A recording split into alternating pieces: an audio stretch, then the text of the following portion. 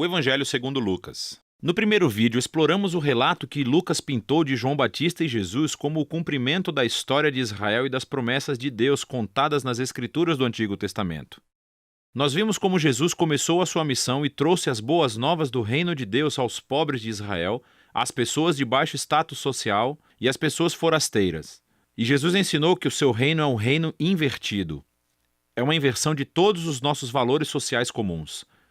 Essa sessão culminou com Lucas nos mostrando como Jesus era um novo Moisés, que estava prestes a trazer um novo êxodo através da sua morte em Jerusalém. E assim chegamos à parte central do livro, onde Jesus leva seu recém-formado Israel a uma jornada até Jerusalém. Essa parte do livro consiste principalmente do ensino de Jesus através de parábolas, que é dado na estrada para várias pessoas que ele encontra, principalmente aqueles que fazem parte do seu crescente grupo de discípulos. E dessa maneira, Lucas descreve o ato de seguir Jesus como sendo uma jornada. É algo que você faz à medida que aprende a caminhar na vida.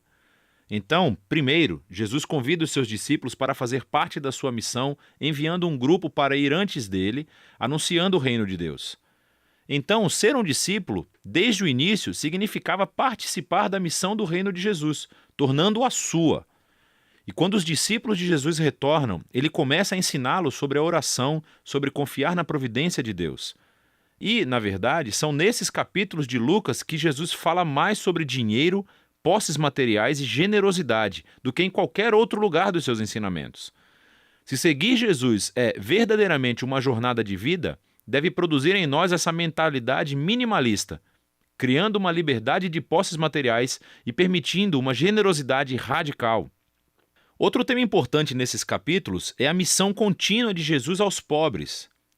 Então, enquanto viaja, ele continua formando seu novo Israel e encontra todas essas pessoas que estão doentes ou cegas. Ele se encontra com samaritanos, que são inimigos do povo judeu, e notoriamente Zaqueu, um homem que é judeu, mas que lidera a cobrança de impostos para os romanos.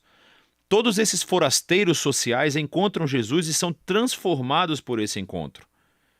E assim, eles se juntam à comunidade do reino, que Jesus descreve como uma grande festa de banquetes. Ele está aqui para buscar e salvar quem está perdido, e celebra quando as pessoas descobrem a misericórdia de Deus. Mas nem todo mundo na festa está feliz.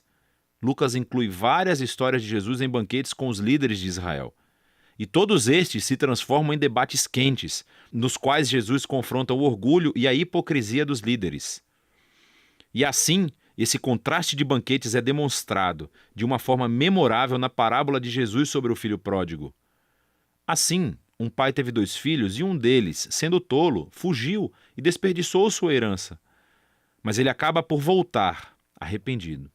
E seu pai o perdoa e faz uma grande festa para celebrar o seu filho que estava perdido, mas foi achado. Porém, o irmão mais velho, que nunca deixou o seu pai, está com raiva e se ressente da generosidade do seu pai para com esse filho indigno. Nessa parábola famosa, Jesus explica toda a missão do seu reino para esses líderes. As suas festas representam a alegria de Deus em receber todo tipo de pessoa na sua família. O único requisito para entrar é humildade e arrependimento. E isso destaca a tragédia que existe entre os líderes de Israel, que rejeitam Jesus e sua comunidade do reino invertido. E isso aumenta a resistência que eles já tinham a Jesus.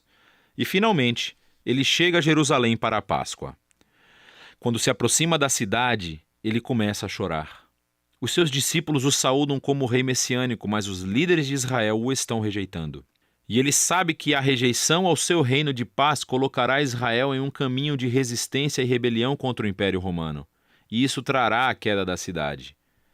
E é essa destruição de Jerusalém que Jesus simbolicamente encena quando ele entra tempestivamente no templo e acaba com os vendedores de animais.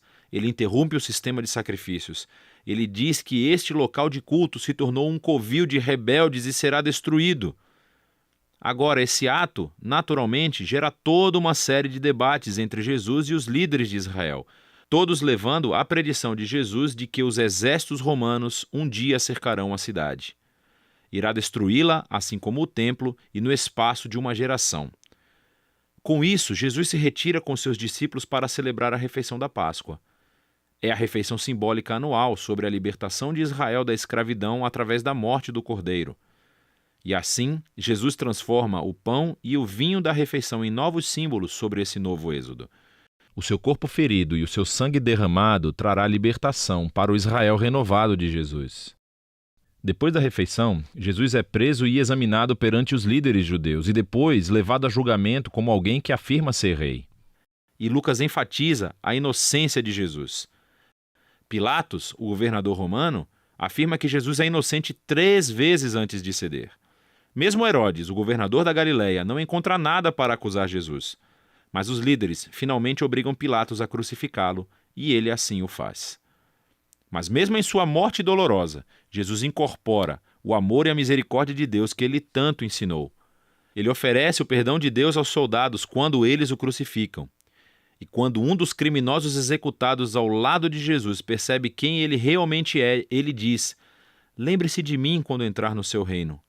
E as últimas palavras de Jesus são uma oferta de esperança para um criminoso humilhado. Hoje você estará comigo no paraíso. E assim, com esse último ato de generosidade e bondade, Jesus morre. Seu corpo é colocado em um túmulo. E no primeiro dia da semana, alguns dos discípulos de Jesus vêm ao túmulo e o encontram vazio. E há 2 figuras angelicais dizendo que Jesus está vivo, que ele ressuscitou dos mortos. E eles vão embora surpreendidos. É bem aqui que Lucas conta uma de suas mais belas histórias. 2 dos discípulos de Jesus saem de Jerusalém para uma cidade chamada Emaús e estão de coração partido com a morte de Jesus. De repente, Jesus está lá, caminhando ao lado deles, mas eles não o reconhecem. Ele pergunta por que estão tristes. E eles falam sobre todas as suas esperanças de que Jesus teria sido o único a redimir Israel, mas que agora ele está morto. E foi tudo em vão. Mais tarde, quando Jesus come uma refeição com esses 2, ele quebra o pão para eles, assim como o fez na refeição da Páscoa. E é nesse momento que eles o reconhecem, e ele então desaparece.